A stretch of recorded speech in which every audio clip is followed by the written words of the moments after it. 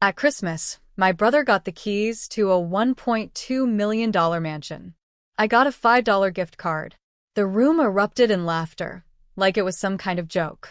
Only it wasn't. I walked out in silence, snow crunching beneath my boots, my chest burning with humiliation. My name is Lillian Hart, 27 years old. And if you think you know how this ends, stay tuned. Because what happens when the family that raised you treats you like an afterthought, then realizes that afterthought is holding the real power? I still remember that voicemail an hour later. Dad's voice was sharp, commanding, arrogant. "Return the house or we'll call the cops." The words replayed in my head over and over while I sat in my car outside their glittering home. Everyone inside was warm, drunk, celebrating his success. No one noticed me slip away. But the deed in my bag said something very different. The mansion they had just gifted my brother, the one they thought was his, legally had my name on it. Mine. They thought I'd stay quiet. They thought I'd stay small. Instead, I smiled in the dark, a smile so sharp it hurt my cheeks. If they wanted war, they were about to learn the difference between a spoiled son and a daughter who'd had enough. Because the mansion wasn't just a house. It was the beginning of a reckoning. And by the time Christmas lights came down, the golden child's crown would be nothing but ash. The next morning, my phone buzzed nonstop. Missed calls. Texts dripping with threats, then fake sweetness. "Lillian, let's talk this out. Return the deed before this gets ugly. You don't deserve that property anyway." I sat at my tiny kitchen table, the $5 gift card lying there like an insult carved in plastic. My brother's smug face flashed in my mind, the way he dangled those mansion keys like a trophy. The way Mom said, he earned it. Earned it? He hadn't worked a day in his life. Every car, every vacation, every success, paid for by my parents' money, by their endless devotion to their golden boy. Me? I was the one working double shifts, scraping by, paying off student loans while they laughed about my little life. But this deed? This was no accident. 5 years earlier, I'd loaned Dad money when his business teetered on collapse. He never thanked me, never repaid me. I let it go until a lawyer friend whispered advice: secure collateral. So I did, in silence. I made him sign, and he forgot. Until now. And suddenly, the tables had turned. By afternoon, Dad and Mom showed up at my apartment uninvited. Dad's fists pounded the door. "We can handle this quietly, Lil. Don't make a scene." I opened the door just enough to see their faces. Red, frantic, desperate. For once, they were the ones begging. I leaned against the frame, calm, steady. "I'm not giving it back. Not now, not ever." Mom gasped like I'd slapped her. Dad's jaw twitched. My brother hovered in the background, too cowardly to speak. For the first time in years, I wasn't the embarrassed one. They were. And it was only the beginning. By the third day, their tone had changed. The voicemails weren't threats anymore. They were pleas. "Sweetheart, your brother has a family. He needs stability. Think about how selfish this looks. You don't even know how to handle a place like that. Be reasonable. Sign it over. We'll make sure you're taken care of." Taken care of. Like a stray dog they'd toss scraps at. I drove to the mansion that afternoon. The air smelled of pine and cinnamon, the kind of staged luxury scent that made real life feel fake. A silver bow still hung across the garage. The driveway shimmered with imported stone. For a moment, standing there, I wanted to cry. Because this house wasn't just bricks. It was proof. Proof that after years of being laughed at, ignored, and dismissed, I had finally flipped the script. Inside, I walked room by room, gleaming hardwood floors, a chandelier dripping like stars, a balcony with ocean views. My heart didn't ache. It hardened. I sat at the mahogany desk in the study, pulled out the title deed, and whispered aloud. "My name is on it. Not his. Mine." That night, I called my lawyer. File the notice. Block any transfer attempts. And check for hidden liens. He chuckled. "You've been waiting for this, haven't you?" "Yes," I said. "For years." The next morning, the family group chat exploded. Screenshots flew in from relatives, friends, even Dad's business partners. Somehow, word had spread. Everyone now knew. The mansion wasn't gifted to the Golden Son.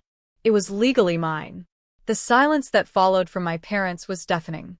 And then, at exactly 7:02 p.m., a text came in from my brother. 5 words. "You'll pay for this." But he didn't realize he was already paying. My brother's threat wasn't empty. It came with action. By sunrise, I got an email from the HOA. Unauthorized occupant reported. Ownership in dispute. Investigation underway. I smirked. Classic. He'd gone whining to the board, trying to paint me as some intruder in my own home. But by then, my lawyer had already filed the deed with the county clerk. Public record. Irrefutable. Still, I knew my brother. He wasn't just going to stop. That night, I parked my car outside the mansion, headlights off, and waited. At 11:46 p.m., a moving truck pulled up. My brother hopped out, face red, veins bulging.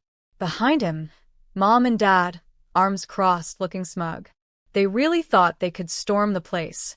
I stepped out slowly, phone in hand, recording. "Evening," I said. "Need directions? Because this isn't your house." Mom hissed, "Stop embarrassing us. Hand it over before this gets ugly." I tapped the document app on my phone, holding the glowing screen toward them. Title deed. Filed. Stamped. My name. Not his. Dad lunged forward, but froze when I added.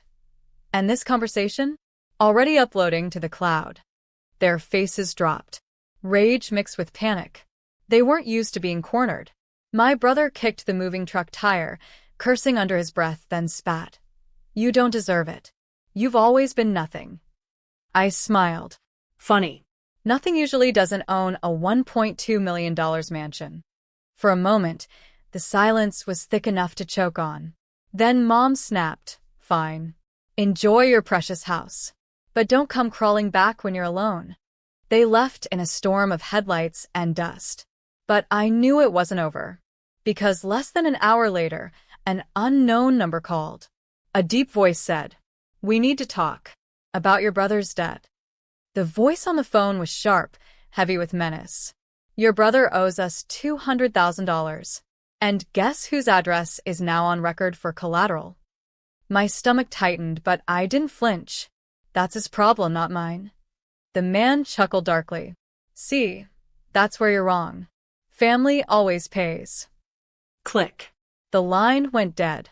For a moment, I stood frozen in the middle of the marble foyer, staring at the chandelier swaying faintly above me. They weren't bluffing. My brother's recklessness had finally come to collect, and somehow, he tied me into it.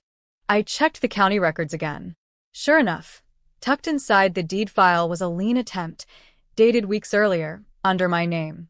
My brother had forged signatures. He'd been planning to pin this mansion as collateral before I even knew it was mine. The audacity almost made me laugh.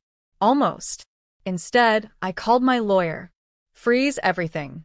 File a fraud alert. Notify the sheriff. And get me every single document with my name on it. By noon the next day, I had a folder thicker than a phone book. Fake loan agreements. Bogus contracts. My signature scrawled across pages I'd never seen. My parents knew. They had to. That night, I drove to their house.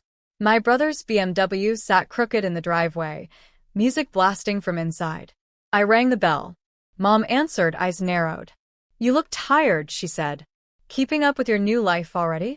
I held up the folder and smiled. More like cleaning up his mess. Her smirk faltered. Dad appeared behind her, tense. "Whatever this is, you'll drop it. For the family." I leaned closer, lowering my voice until it cut sharp. "The sheriff will be here tomorrow morning. I suggest you prepare yourselves." For once, they had no comeback. But just as I turned to leave, my brother stumbled into the hall, clutching his phone. He grinned, slurring his words. "You think you've won? Wait until the bank auction. Let's see how you feel when strangers are living in your mansion." The next morning, my phone buzzed at 8:17 a.m. "Sheriff's office. We're outside your parents' residence." You might want to come down. By the time I arrived, the scene was pure chaos. A patrol car in the driveway. My brother pacing with his hair a mess, yelling into his phone. My mom clutching her robe like a shield, whispering furiously to Dad.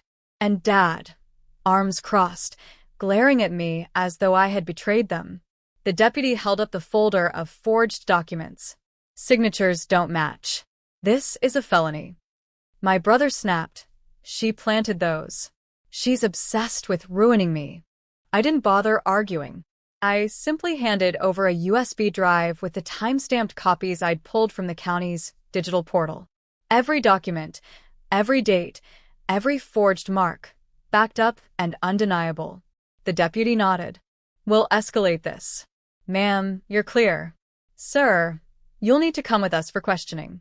The moment the cuffs clicked onto my brother's wrists, Mom let out a wail that rattled the porch. You can't do this. He's our son. Her words cut deep, but not in the way she intended. They didn't say my son. They said our son. I was standing right there, and yet I was invisible again. As the patrol car rolled away, Dad turned to me with venom in his eyes. You've destroyed this family. For a house. I met his gaze steadily. No, Dad. I just refuse to let your favorite destroy me. For a long moment, silence swallowed us both. That night, as I sat by the fireplace in my mansion, a thought lingered. The deed was safe, my brother was facing charges, and yet, I knew they weren't done. My family had never taken defeat quietly. And right on cue, at 11:42 p.m., my phone lit up with an unknown number. A voicemail dropped seconds later. You think the law protects you? You don't know who you're really up against. I played it twice, the voice distorted, threatening, unfamiliar. My victory was only just beginning to unfold. The voicemail replayed in my head all night. The voice wasn't my father's, wasn't my brother's. It was someone else entirely. Someone they'd pulled into this twisted mess. By sunrise, I had a plan. I called my attorney and forwarded the message. Run a trace. I want to know exactly who's behind this. Hours later, the answer chilled me. The call had come from a burner phone purchased with my parents' joint account. So they weren't just enabling my brother. They were actively weaponizing outsiders against me. That evening, I drove back to the house I grew up in. The front yard was littered with cars, friends, neighbors, maybe even church members. It looked like a gathering staged for sympathy. Inside, my parents sat with smug expressions while my brother, out on bail, sulked in the corner. Mom started first. You think money and paperwork make you better than us? We've spoken to people who can fix this. You won't win.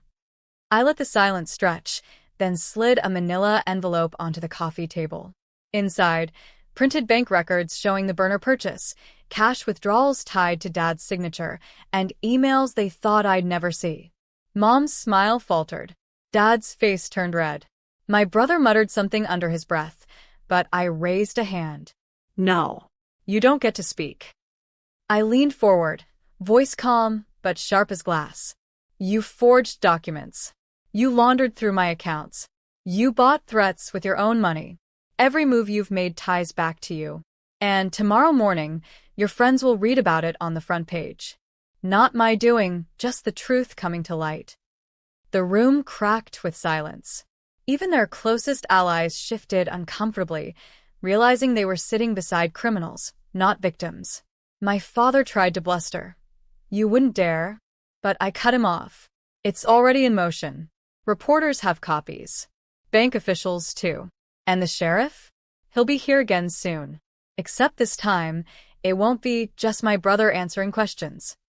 My mother's hand trembled, clutching her wine glass until it nearly shattered. My brother cursed and stormed out. My father sank back, eyes burning but powerless. As I turned to leave, I said one last thing. You thought I was the weak one in this family. You thought I'd fold. But this house, this life, it's mine. And you'll never take it again. The front door closed behind me, but the weight of war still pressed on my chest. And then, at 2:03 a.m., an email arrived in my inbox. Subject line: Final offer. The sender: my mother.